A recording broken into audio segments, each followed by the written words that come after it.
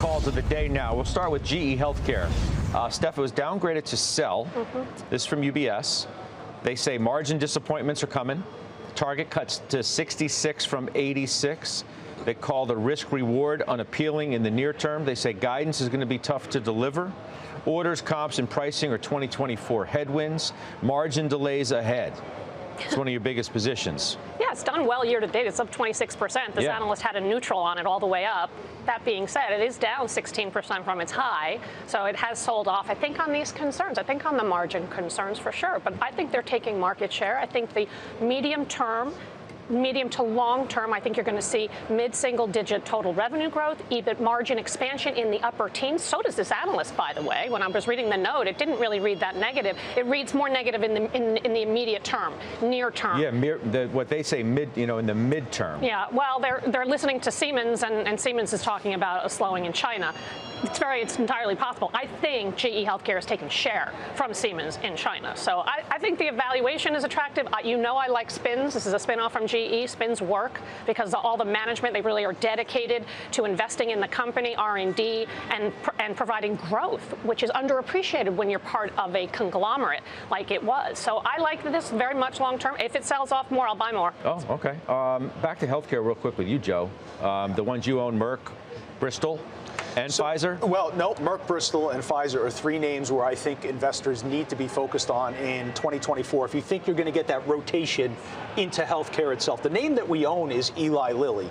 And Eli Lilly is capturing all of the healthcare flows right now.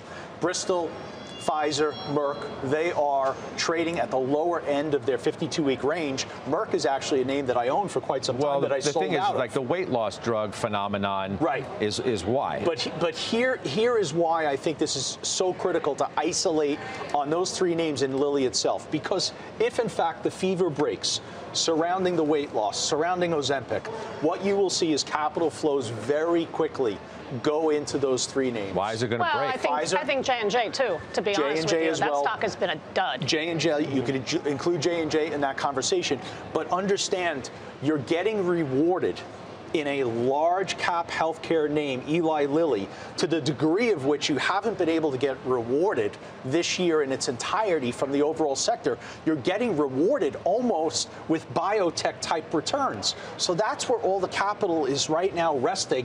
Once that capital, the fever breaks, that capital is going directly into those other big cap pharma names, and I would include J&J in that. Assuming that the fever, in your words, breaks.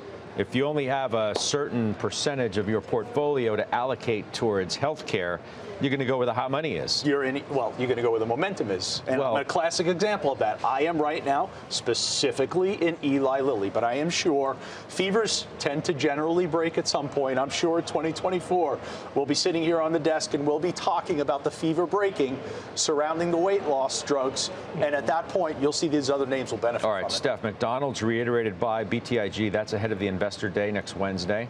$300 is the target. You bought it recently, right? You bought it back recently. Yeah. They say, quote, we believe McDonald's is ready to accelerate unit development across the globe with increased openings in the U.S., focused on the South and Southeast regions, given population trends. I mean, I like the stock. I'm not crazy about the call because the stock is up 10% from its lows just a month and a half ago. So it's had a nice rally, and I think it's in anticipation of it having a positive analyst day. But this is a company of a massive scale and size, taking market share everywhere, and they just grew global comps at 8.8%. I mean, their strategy is digital drive-through and delivery, and those 3 Ds are working for the company. It's not cheap at 24 times forward, but the long-term average is 26 times, so it's a little bit cheaper, but it's not super cheap. It acts like a defensive, and that's kind of why I own it. You own it too, right? Yeah, we like it. Comfort food. If we think the consumer thinks they're going into recession, they're going to go have an Egg McMuffin and a Diet Coke all day long.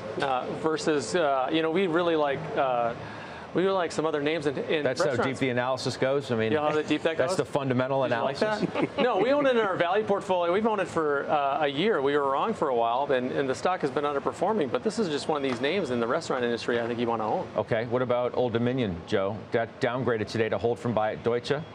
Target to 386 from 475. You left out why they downgraded it. They downgraded it based on valuation, and I really dislike this call. You're downgrading it based on valuation. Well, guess what? At times, it is traded at an actual cheaper valuation and gone lower. So valuation is not the indicator for this stock. It's not the only thing that they talk about. They talk about how, from a competitive standpoint, they are, quote, leaps and bounds ahead of their competition. Positive. Quote, but the gap is narrowing, which may have negative implications for market share. The gap is narrowing? That's what they say. Okay, well, I don't see that. I see a company that's raising general rates 4.9% in the month of November. I see a company that has pricing power. I see a company that's benefited from Yellow Corp's bankruptcy. I see a company that has endured itself through the freight cycle, actually declining. And now on the other side of that, if you see good spending return once again, this company is going to benefit more than most. Why? Because they have competitive market share advantage over the rest. I still go back to the valuation argument. I think the valuation argument on this stock is completely wrong. There's a premium that you should pay for this stock because it's got the balance sheet and because competitively they are at advantage to others. Okay. That's a 36 times forward estimates. That's a pretty rich valuation. Okay. Pretty rich. Okay. That's it? Just okay? 36 times. Okay. It could go to 46 times. It's not going to force me out of the stock. What do other names in the space trade at from a valuation standpoint? Do you have any idea? Cheaper than? I don't. XPO. Cheaper and than that. It's up there too. It's up there too. They're the leaders. They are, and they're benefiting from yellow freight. Clearly, I don't know how sustainable the growth is though as a result of that. Right. Okay.